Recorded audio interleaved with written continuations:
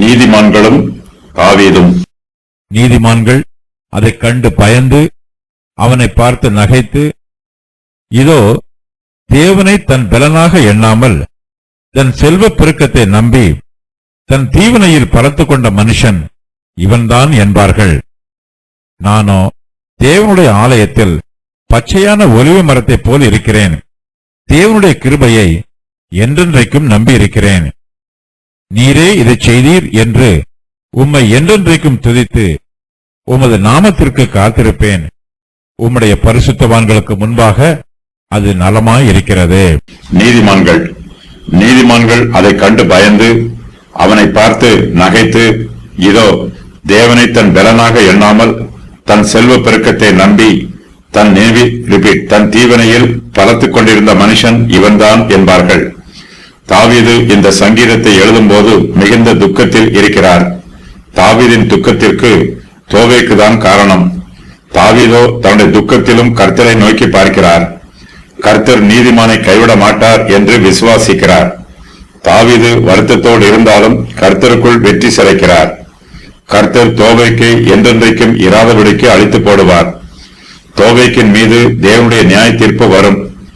தோவேக்கு அழிந்து போவது தேவனுடைய நீதியை வெளிப்படுத்தும். தோவேக்கு அழிந்து போகும்போது தேவனுடைய நாமம் மகிமைப்படும். நீதிமான்கள் தோவேக்கின் அழிவை பார்த்து பயப்படுவார்கள். தேவனுடைய நீதியை பயபக்தியோடு நினைத்து பார்ப்பார்கள்.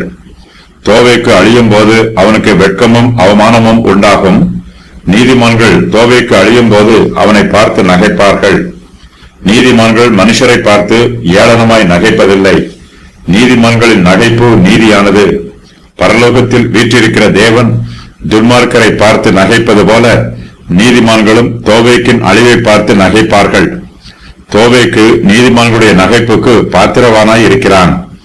தோவேக்கு தேவனை தன் பலனாக எண்ணவில்லை. அவன் தன்னுடைய செல்வ பெருக்கத்தை நம்பினான்.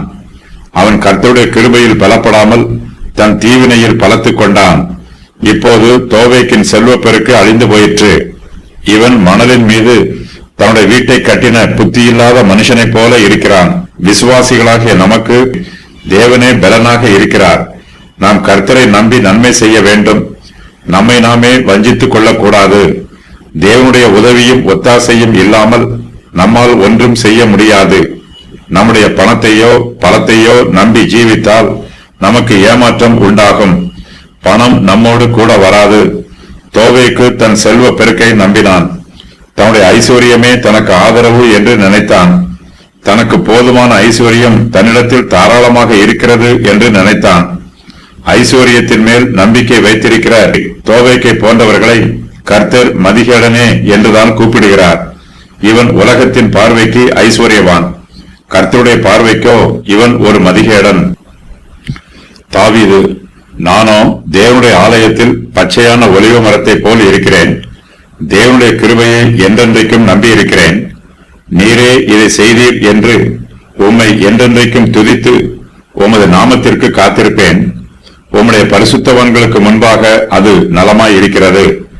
தாவீது இந்த சங்கீதத்தில் தன்னை பற்றியும் சொல்லுகிறார். தோவைக்கை போன்ற பலவான் என்றென்றைக்கும் இராதபடி அழிந்து போவான். ஆனால் தாவீதோ தேவனுடைய ஆலயத்தில் பச்சையான ஒலிவ மரத்தை போல் இருப்பார். தேவனுடைய ஆலயத்தில் நாட்டப்பட்டிருப்பார். வேரூன்றி நிலைத்திருப்பார். எப்போதும் கனி தருவார். தோவேக்கு கர்த்தருடைய வாசஸ்தலத்தில் இருந்து பிடுங்கப்படுவான். அவன் ஜீவனுள்ளோர் தேசத்தில் இராதபடிக்கு நிர்மூலமாவான். தாவீதோ தேவனுடைய ஆலயத்தில் வாசம் பண்ணுவார். தாவீதை போலவே விசுவாசிகளாகிய நாமும் தேவனுடைய ஆலயத்தில் பச்சையான ஒலிவ மரத்தை போல் இருக்க வேண்டும்.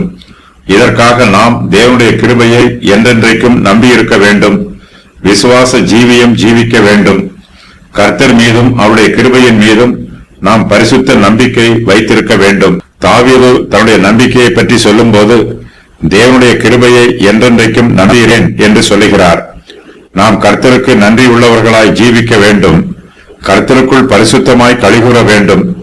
தாவீது கர்த்தரை துதித்து அவருடைய நாமத்திற்கு காத்திருந்தார். நீரே இதை செய்தீர் என்று தாவீது சொல்லுகிறார். நாம் கர்த்தருடைய கிரியைகளை நினைத்து அவரை துதித்து அவருடைய நாமத்திற்கு காத்திருக்க வேண்டும். கர்த்தர் தம்மை நமக்கு வெளிப்படுத்துகிறார். நாம் கர்த்தருடைய சமூகத்தில் பயபக்தியாய் காத்திருக்க வேண்டும். மனத்தாழ்மையோடு அவருக்கு முன்பாக அமர்ந்திருக்க வேண்டும்.